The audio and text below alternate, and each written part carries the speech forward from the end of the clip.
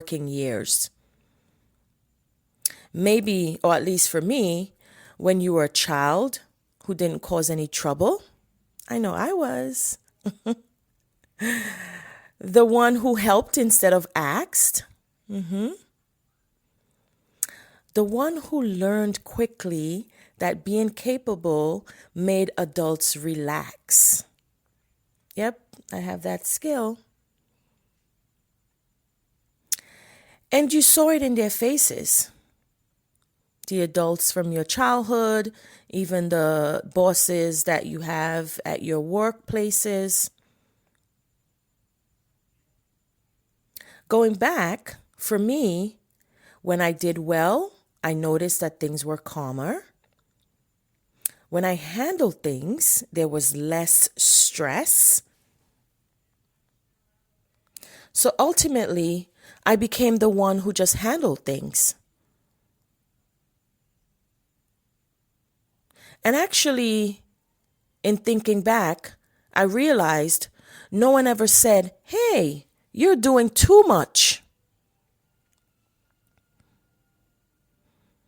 Instead, they would say things like, complimentary, of course, "You're wise beyond your years. When I give you things to do, I don't have to worry about you." Actually, that was the reward. And for me, that's where I think this contract begun and where it was ultimately formed. This contract that I speak of, it didn't come in writing. It came in small moments. Small moments like being trusted with more, but not really supported with more. Being praised for endurance instead of protected from overload. And even learning that asking for help changed how people saw you. So ultimately, you made a quiet agreement. That agreement said that you'll be steady and flexible and just sort of carry it all. And in return, I'll be valued. Now let's dip a bit into sort of the adulthood and being in different rooms and different roles. So ultimately, when you fast forward from my childhood, that I just sort of gave you a little background and insights into, I was in different rooms. I had different title, but ultimately the same role. I was still the one that people leaned on, still the one who gets it, even the one who notices what others would often miss. Maybe it's the introvert in me or the empath. But for me, I fixed things before they broke. I was the one that would always translate tensions when they existed in the rooms I was in. And even helped a lot to move things forward when they stalled. And to be honest, rightfully so, right? People admired me for it and still do. But what I came to realize is that admiration is really not the same as caring. I'll say that again. Admiration is not the same as caring. For me, when I came to that realization, that moment, it wasn't a dramatic one. It was actually a quiet one. I realized at some point that I couldn't remember the last time I felt excited about a win. The only things I felt was relief. What do I mean by that? Well, ultimately, relieved that it was done, whatever I was working on. relieved that nothing fell apart, relieved I made it through another stretch of just push a little longer so that it can get done all the way to the end. And you know what? That's when I knew that something was ultimately a little bit off. Now, to be clear, not off in my work ethic or in my abilities by any means, but ultimately in that exchange with regards to the contract.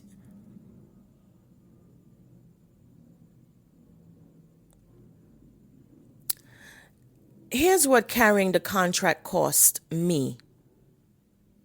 And some of you might actually recognize this in your own circumstances.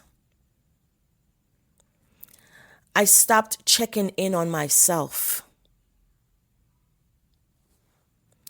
I started measuring my worth by usefulness. I actually also felt a little bit uneasy resting when others were still asking for my help. I would often tell myself things like, well, this is just how leadership works. This is what excellence requires. I can handle it. And ultimately I could, and I'm sure you probably feel the same way that you can or you did. But that's the problem. There's a lie that we actually internalize. And just to be clear, the lie isn't that you're capable. The lie is that your capacity is infinite, because it's not. It's also because you can hold more that you should. I mean, not really. The lie is also that you've always managed and you always will. No. Until, of course, one day you don't feel broken. You just sort of feel restless. And I've said this before and I'll say it again here. Restlessness isn't failure. It's actually awareness. It's the part of you that knows this version of excellence is not sustainable.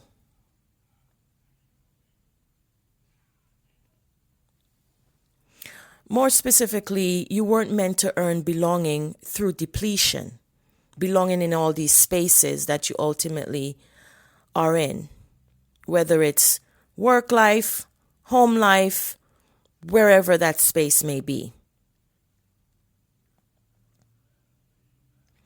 Now, if you're listening to this and nodding quietly as I'm speaking, if something in your chest, deep down, feels seen or exposed,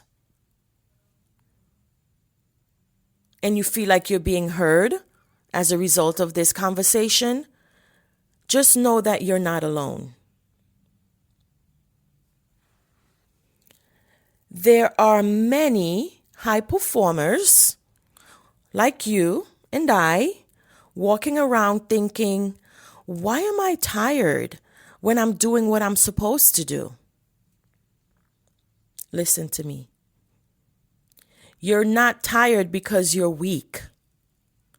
You're tired because you've been honoring a contract no one else is accountable to. Can I say that again? You've been honoring a contract no one else is accountable to.